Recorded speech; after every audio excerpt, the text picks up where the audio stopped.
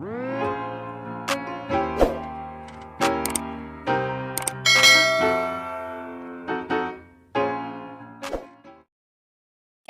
6. Minggu telah tiba, besok waktunya Bening dan Nilam berangkat ke Jakarta. Mereka sepakat akan menggunakan jalur kereta api yang akan memakan waktu kurang lebih 8 jam perjalanan. Mereka akan berangkat jam 9 pagi agar sampai ke Jakarta tak sampai malam karena mereka juga akan langsung mencari kontrakan. Segala hal sudah Bening persiapkan. Bajunya sudah di dalam koper berukuran sedang. Semua berkas penting juga sudah dimasukkan. Kini, saatnya Bening membuka celengan.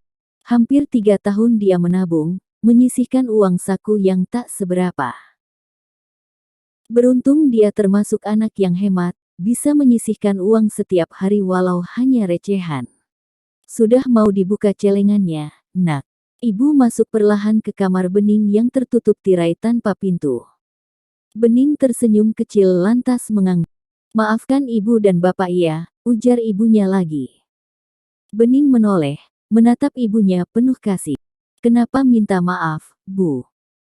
Semua sudah digaris. Bening tidak pernah protes pada keadaan. Ibu membalas genggamam tangan Bening di tangannya sendiri saat ini. Ia mengusap kepala puterinya lembut. Bening yang sudah tumbuh, dewasa dan cantik. Ibu hanya berharap, semoga di kota besar yang penuh bahaya itu, Bening akan selalu dilindungi oleh Yang Maha Agung. Ibu dan bapak merasa gagal, tidak bisa membahagiakan kamu, lirih ibunya berkata lagi.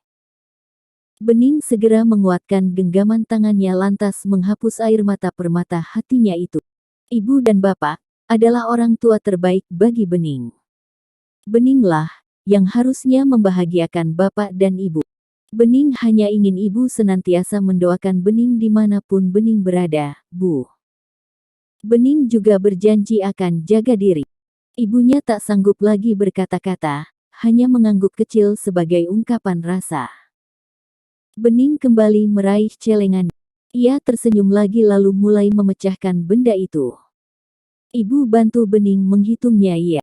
Bu Sukma mengangguk, mereka mulai tenggelam dalam kegiatan itu.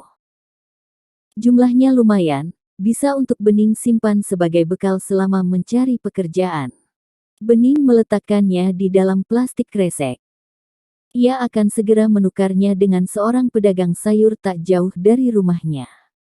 Bening tukarkan dulu ya, Bu, siang tadi sudah ketemu orangnya katanya bersedia menukarkan.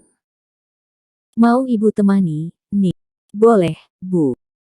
Keduanya beranjak, pergi keluar setelah pamit kepada Bap. Jalan di desa memang cukup sepi di jam malam seperti ini. Padahal waktu belum lagi menunjukkan pukul 8 malam, meski rumah pedagang sayur itu tak begitu jauh dari kontrakan mereka, tapi Bening lebih nyaman jika ditemani. Itu orangnya sudah menunggu, Bu. Bening tersenyum sumringah melihat seorang perempuan paruh baya yang melambai dengan senyumnya yang ramah. Maaf ya Bu, lama. Bening berkata dengan sopan setelah dipersilahkan duduk. Tidak apa. Oh iya, mana yang mau ditukarkan? Lumayan buat kembali. Bening segera menyerahkan kresek hitam berisi uang recehan. Selama 3 tahun menabung, uang itu memang bisa dikatakan lumayan. Bening menerima lembar demi lembar uang yang sudah ditukarkan. Ia kemudian tersenyum dan segera pamit. Sesampainya di rumah Bening menarik beberapa lembar. Ini buat bayar kontrakan bulan ini, Bu. Tak usah, Ning. Simpan saja buat kamu, nanti di Jakarta, biaya hidup sangat mahal. Bening menggeleng sambil tersenyum dan tetap menyerahkan uang itu kepada ibunya. Ambil ya. Nanti di Jakarta, akan ada gantinya. Ibu menatap Bening dengan pandangan berkaca-kaca. Lah memeluk puterinya yang penurut itu. Bening membalas pelukan ibunya karena setelah hari ini, mereka pasti akan lama bisa bertemu kembali. Tak apa, Bening akan berusaha sekeras mungkin membahagiakan kedua orang tuanya meski hanya dengan sepetak sawah yang pasti akan diusahakannya kelak. Bersama